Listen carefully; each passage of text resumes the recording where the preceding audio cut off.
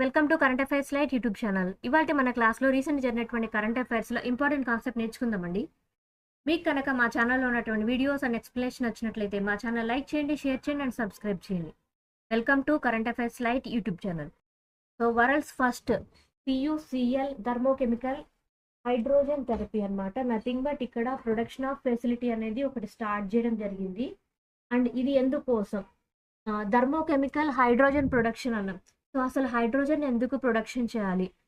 ఎందుకు hydrogen important అంటే, మనకి ఇప్పుడున్నటువంటి ప్రకృతి వనరులు ఏవైతే ఉన్నాయో, అంటే నథింగ్ బట్ ఫాసిల్ ఫ్యూయల్స్ ఏవైతే ఉన్నాయో, పెట్రోల్, డీజిల్ ఇటువంటివి ఏవైతే ఉన్నాయో, వాటికి ప్రత్యామ్నాయంగా ఉండడం కోసం మనం వేరే ఇంధన వనరుల్ని వెతుకుతున్నాం. సో అందులో భాగంగానే న్యూక్లియర్ ఎనర్జీ వైపు వెళ్తున్నాం. అండ్ దాంతోపాటు హైడ్రోజన్ ఎనర్జీని కూడా ఇక మీదట మనం ఫ్యూచర్‌లో మనం వాడుకోబోతున్నాం అనమాట. ఇప్పటికే చాలా చోట్ల హైడ్రోజన్ ఏదైతే ఉందో దాన్ని ఫ్యూయల్‌గా యూజ్ చేస్తూ ఉన్నారు.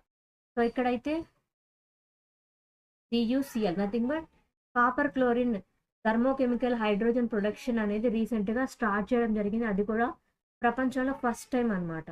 ఎందుకు ఇది ఇంత ప్రాచుర్యం పొంది, దీనిలో ఇంపార్టెన్స్ ఏంటో కూడా మనం తెలుసుకుందాం.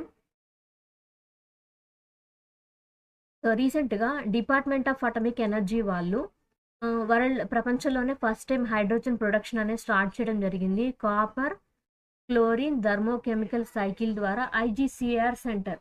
సో IGCR సెంటర్ వచ్చేసి కల్పాకంలో ఉంది. ఆ సెంటర్ ద్వారా హైడ్రోజన్ ప్రొడక్షన్ అనేది స్టార్ట్ చేశారు. అది కూడా అతి తక్కువ టెంపరేచర్స్‌లో.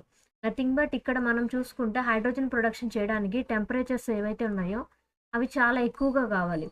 కానీ ఇక్కడ తయారు చేసినటువంటి కాపర్ క్లోరిన్ మెథడ్ ఏదైతే ఉందో దానిలో అతి తక్కువ టెంపరేచర్‌ని యూజ్ చేసుకొని హైడ్రోజన్ ప్రొడక్షన్ అనేది చేయడం జరిగింది.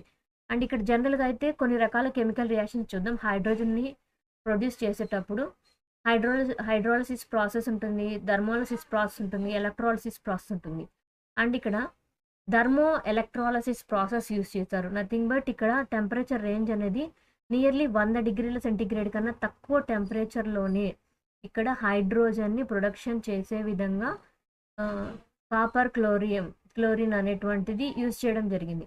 కాపర్ క్లోరిన్‌ని యూజ్ చేసి ఎలక్ట్రోలిసిస్ ప్రాసెస్‌లో లో టెంపరేచర్స్ దగ్గర, వెరీ లో టెంపరేచర్స్ దగ్గర ఎలక్ట్రాలిసిస్ ప్రాసెస్ టెంపరేచర్స్ యూజ్ చేస్తున్నాం, కానీ చాలా తక్కువ టెంపరేచర్స్ ద్వారానే థర్మో ఎలక్ట్రాలిసిస్ అనేటువంటి ప్రాసెస్‌లో హైడ్రోజన్ ఎనర్జీని మనం తీసుకొని వస్తున్నాం. అదే ఇక్కడ ప్రొడక్షన్‌లో మెయిన్ అనమాట. హై టెంపరేచర్స్ దగ్గర అయితే ఎక్కడైనా చేయగలగచ్చు. బట్ లో టెంపరేచర్స్ దగ్గర లో కాస్ట్‌లో అండ్ ఈజీ మెథడ్‌లో ఇక్కడ థర్మో ఎలక్ట్రాలిసిస్ ప్రాసెస్ ద్వారా హైడ్రోజన్ ఉత్పత్తి అనేది సాధ్యపడింది. అది కూడా IGCR సెంటర్ కల్పాకంలో రీసెంట్‌గా చేయడం జరిగిందనమాట. అండ్ ఇక్కడ Indira Gandhi centre for atomic research Kalpakkam ప్రాంతంలో ఈ యొక్క మెథడ్‌ని స్టార్ట్ చేశారనమాట. అది ఏ విధంగా అంటే, ఫాస్ట్ బ్రీడర్ టెస్ట్ రియాక్టర్ ద్వారా దానికి కావాల్సినటువంటి టెంపరేచర్ ఏదైతే ఉందో ఆ టెంపరేచర్‌ని జనరేట్ చేశారు. సో ఆ టెంపరేచర్ జనరేట్ చేశారు. అండ్ దీనికోసం కావాల్సినటువంటి టెక్నాలజీ ఏదైతే ఉందో బాబా అటామిక్ రీసెర్చ్ సెంటర్ ముంబై వారి సహకారంతో దానికి కావాల్సినటువంటి టెక్నాలజీ అది మొత్తం తీసుకోవడం జరిగిందనమాట. అండ్ టెక్నికల్ ఎక్సలెన్స్ ఏదైతే ఉందో, సైంటిఫిక్ కాన్సెప్ట్స్ ఏవైతే ఉన్నాయో అవన్నీ కూడా క్లీన్ ఎనర్జీని ఉత్పత్తి చేసే విధంగా దీన్ని తయారు చేయడం జరిగింది.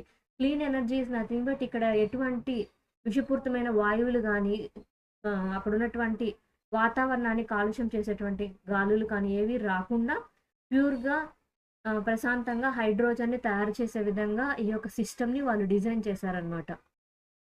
అండ్ ఇక్కడ కాపర్ క్లోరిన్ సైకిల్ అనేది యూజ్ చేయడం జరిగింది. అది కూడా చాలా పెద్ద ఎత్తున. అండ్ దీన్ని తయారు చేసేటప్పుడు ఎక్కడా కూడా కార్బన్ అనేది ఉత్పత్తి అవ్వదు. అంటే మనకు కావాల్సినటువంటి కార్బన్ ఫుట్ ప్రింట్ అంటాం. సో కార్బన్ ఫుట్ ప్రింట్ అనేది చాలా తక్కువగా ఉండే విధంగా కార్బన్ ఫ్రీ హైడ్రోజన్ జనరేషన్ అనేది చేయడం జరిగింది. అంటే కార్బన్ ఫుట్ ప్రింట్ అనేది 0 ఉండే విధంగా, ఎటువంటి వేస్టేజ్ అనేది లేకుండా హైడ్రోజన్ జనరేషన్ అనేది చేయడం జరిగింది. అండ్ దట్ టూ ఇక్కడ మనం చేస్తున్న ప్రాసెస్ ఏదైతే ఉందో అది వెరీ లో టెంపరేచర్స్ దగ్గర చేయగలిగారనమాట. ఈ ప్రాసెస్ ఏదైతే ఉందో దాన్ని థర్మోకెమికల్ సైకిల్స్‌తో కంపేర్ చేస్తే, అంటే కెమికల్ ఎనర్జీ తోటి వాడేటువంటి సైకిల్స్ కన్నా కూడా ఇది చాలా ఎఫిషియెంట్‌గా వర్క్ చేస్తుంది. తక్కువ టెంపరేచర్స్‌లోనే మనం చాలా ఈజీగా ఈ యొక్క ఆపరేషన్‌ని చేయగలుగుతున్నాం. థర్మో ఎలక్ట్రాలిసిస్ ప్రాసెస్ ద్వారా. అండ్ దీని ద్వారా ఏందంటే మనం ఫ్యూచర్‌లో హైడ్రోజన్‌ని ఈజీగా చాలా తక్కువ ఖర్చుతోటి, తక్కువ టెంపరేచర్‌లోనే దాన్ని ఉత్పత్తి చేయగలిగితే మన ఫ్యూచర్‌లో ఫాజిల్ ఫ్యూయల్స్ మీద పడవలసినటువంటి అవసరం ఉండదనమాట. కంపేర్ టు ఫాజిల్ ఫ్యూయల్స్ కన్నా అతి తక్కువ ధరకే మనకి హైడ్రోజన్ ఇంధనం అనేది మనకి ఫ్యూచర్‌లో లభించబోతుంది. ఐసీజీఎస్ అక్షయ్ ఫాస్ట్ పెట్రోల్ అనమాట వెసెల్ ఏదైతే ఉందో, దాన్ని భారతీయ తాంత్రిక్ ఫ్లీట్ వాళ్ళకి ఇవ్వడం జరిగిందనమాట. అండ్ దీని యొక్క ఇన్ఫర్మేషన్ కూడా చూద్దాం. Akshay fast petrol vessel. So, రీసెంట్‌గా ఇది ఒక షిప్ అనమాట. నథింగ్ బట్ ఇది పెట్రోల్ వెసెల్. నథింగ్ బట్ అక్కడ సముద్రంలో కాపలాగా ఉండేటువంటి ఇండియన్ నేవీకి ఉన్నటువంటి ఏవైతే షిప్‌మెంట్స్ ఉన్నాయో వాటిల్లో వన్ ఆఫ్ ద బెస్ట్ అనమాట. ఇది ఇక మీదట మన ఇండియన్ నేవీ వాళ్ళు దీన్ని ఉపయోగించుకోబోతున్నారు. అండ్ భారతీయ తాంత్రరక్షక్ ఫ్లీట్ అంటే ఏం లేదు. ఇండియన్ నేవీ వాళ్ళని భారతీయ తంత్రరక్షక్ ఫ్లీట్‌గా పిలుస్తూ ఉంటారనమాట.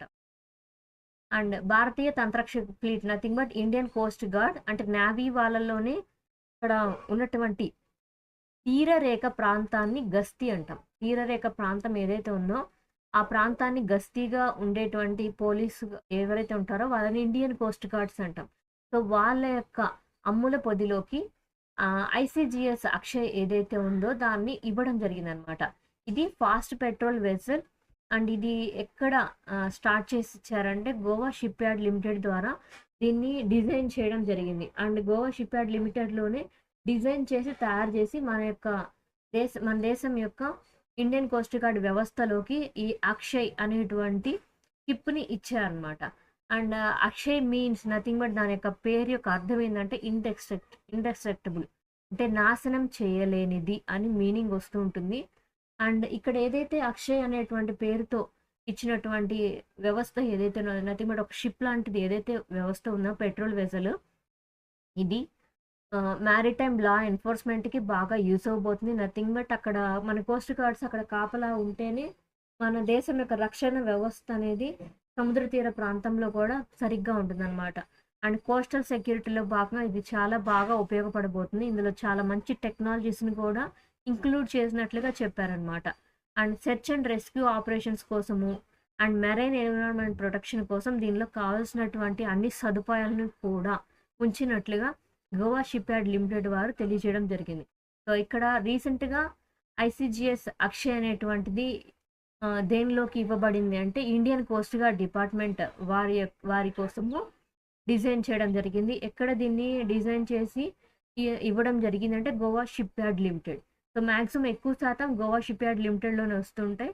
అండ్ ఇది కూడా అండ్ అక్షయ్ వచ్చేసి ఇండెస్ట్రక్టబుల్. దీని యొక్క మీనింగ్ అనేది కొన్నిసార్లు ఎగ్జామ్ పాయింట్ ఆఫ్ వ్యూలో ఇంపార్టెంట్. అక్షయ్ అనేటువంటి పేరుతో వచ్చినటువంటి పెట్రోల్ వెసెల్ ఏదైతే ఉందో దాని యొక్క మీనింగ్ ఏంటంటే ఇండెస్ట్రక్టబుల్ నాశనం చేయలేనిది. అండ్ ఇది సెర్చ్ అండ్ రెస్క్యూ ఆపరేషన్స్ కోసం అండ్ మెరైన్ ఎన్విరాన్మెంట్ ప్రొటెక్షన్ కోసం దీన్ని ఏర్పాటు చేయడం జరిగింది. తీరరేఖ ప్రాంతంలో సముద్ర తీర రేఖ ప్రాంతంలో కావాల్సినటువంటి గస్తీ ఆపరేషన్స్ కోసం అక్షయ్ అనేటువంటి పెట్రోల్ వెసెల్‌ని ఇండియన్ కోస్ట్ గార్డ్ డిపార్ట్మెంట్‌కి తయారు చేసి ఇవ్వడం జరిగింది. చండీగఢ్ యూనివర్సిటీ. సో, రీసెంట్‌గా చండీగఢ్ యూనివర్సిటీ న్యూస్‌లో రావడం జరిగిందనమాట. ఇది ఎందుకు న్యూస్‌లో రావడం జరిగిందంటే చండీగఢ్ యూనివర్సిటీ వాళ్ళు ఏఐ మోడల్‌ని డిజైన్ చేయడం జరిగింది. ఎందుకోసం వీళ్ళు దీన్ని తయారు చేశారు అంటే యాక్యురేట్ క్రాప్ ఫీల్డ్ ప్రిడిక్షన్ అనేది ఇవ్వడం కోసం దీన్ని డిజైన్ చేయడం జరిగింది. ఫర్ ఎగ్జాంపుల్ నేను ఒక పంటని పండిస్తూ ఉన్నాను. సో, ఈ పంటకి నేను చాలా పెట్టుబడి పెట్టాను. అండ్ దాంతో పాటు దాన్ని పండించేటప్పుడు చాలా వరకు ఖర్చయింది. వాతావరణ పరిస్థితులను చూశాను.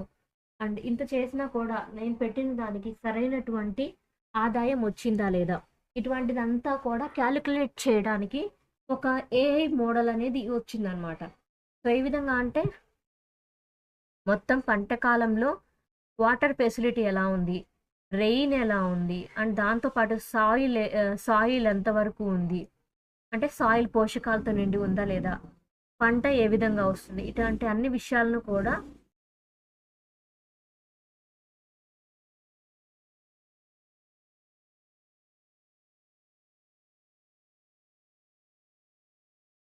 ఇటువంటి అన్ని విషయాలను కూడా ఆర్టిఫిషియల్ ఇంటెలిజెన్స్ మోడల్ ఏదైతే ఉందో వాళ్ళు చండీగఢ్ యూనివర్సిటీ వాళ్ళు డెవలప్ చేసినటువంటి మోడల్ ఏదైతే ఉందో దాని ద్వారా పంట ఉత్పత్తి ఎంత ఉంటుందో ముందుగానే అంచనా వేయొచ్చనమాట.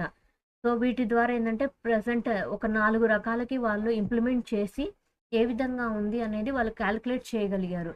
ఏవంటే ప్యాడీ మోడల్ ఒకటి, మెయిజే మోడల్ ఒకటి, షుగర్ కేన్‌కి నథింగ్ బట్ మొక్కజొన్నకి, షుగర్ కేన్ చెరకు పంటకి అండ్ మూంగ్ వచ్చేసి పెసర పంటకి.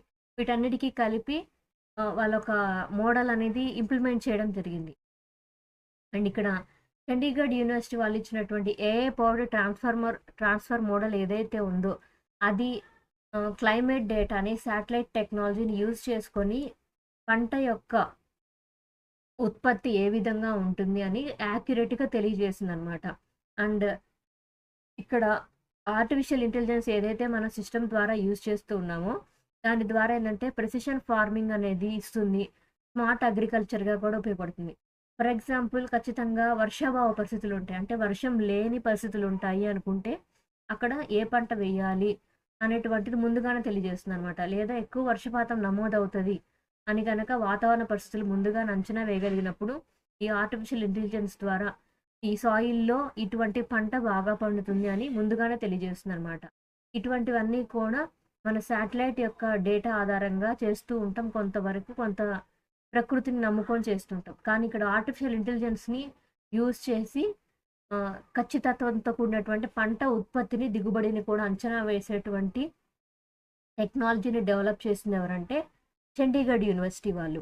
అండ్ ఇక్కడ వీళ్ళు డేటా సోర్సెస్ ఏవైతే ఉన్నాయో అవి 2 తీసుకోవడం జరిగింది. సెంటినల్-1 అండ్ సెంటినల్-2 శాటిలైట్స్ యొక్క డేటా ఏదైతే ఉందో ఇమేజరీస్ డేటా ఏదైతే ఉందో అది యూరోపియన్ స్పేస్ ఏజెన్సీ ద్వారా తీసుకొని ఆ డేటాని అనలైజ్ చేసి పంట ఉత్పత్తి ఎంత రాబోతుందో ముందుగానే అంచనా వేయగలిగారనమాట. అండ్ జనరల్‌గా అయితే ఇటువంటిది డేటా అంటే ముందుగానే ఇంత ఉత్పత్తి వస్తుంది, ఇంత దిగుబడి రాబోతుంది అనేటువంటి అంచనా వేయాలి అంటే చాలా పారామీటర్స్ కావాలి. కానీ వీళ్ళైతే ఈ యొక్క ఆర్టిఫిషియల్ ఇంటెలిజెన్స్‌ని ఉపయోగించడం ద్వారా నియర్లీ 40% తక్కువ పారామీటర్స్ తోటే ప్రిడిక్షన్ అనేది ఖచ్చితంగా చేయగలిగారు. ఖచ్చితత్వంతో కూడినటువంటి దిగుబడి ఎంతొస్తది, ఈ పంట కాలానికి ఎంతవరకు ఉత్పత్తి జరుగుతుంది, ఇటువంటి అన్ని విషయాలను కూడా వాళ్ళు ఖచ్చితంగా కాలిక్యులేట్ చేసి దాని ఉత్పత్తిని చెప్పగలిగారు. సో, అదే ఇక్కడ ఇంపార్టెంట్ అనమాట. మనకి ఇంతవరకు ప్రిడిక్షన్ అనేది కొంతవరకే ఉంది. బట్ ఫ్యూచర్‌లో ఈ ఆర్టిఫిషియల్ ఇంటెలిజెన్స్‌ని పంట దిగుబడిని కాలిక్యులేట్ చేయడానికి కూడా మనం ఫ్యూచర్‌లో యూజ్ చేయబోతున్నాం. ఆ యొక్క టెక్నాలజీని ఆర్టిఫిషియల్ ఇంటెలిజెన్స్‌తో కూడినటువంటి టెక్నాలజీని రీసెంట్‌గా డెవలప్ చేసింది ఎవరంటే చండీగఢ్ యూనివర్సిటీ చెందినటువంటి రీసెర్చ్ విభాగం అనమాట. అండ్ దీని ద్వారా ఏందంటే చాలా తక్కువ ఖర్చుతోటే వాళ్ళు ఆ కాలిక్యులేషన్స్ చేయగలిగారు. ఫ్యూచర్‌లో ఏ పంట కాలం వెయ్యాలి అనేది కూడా వాళ్ళు కాలిక్యులేట్ చేయగలుగుతారు. Thank you for watching my video. మీకు కనుక నా వీడియో అండ్ ఎక్స్‌ప్లనేషన్ నచ్చినట్లయితే నా వీడియోస్ లైక్ చేయండి, షేర్ చేయండి అండ్ సబ్స్క్రైబ్ చేయండి. మీకు నా వీడియోస్ ఏ విధంగా అనిపిస్తున్నాయో నాకు ఖచ్చితంగా కామెంట్ సెక్షన్‌లో తెలియజేయండి. అండ్ మీకు ఎటువంటి వీడియోస్ కావాలనేది కూడా మాకు కామెంట్ సెక్షన్‌లో తెలియజేస్తే మేము అటువంటి వీడియోస్‌ని మీకు అందించడానికి రెడీగా ఉన్నాం. Thank you for watching my video. Thank you.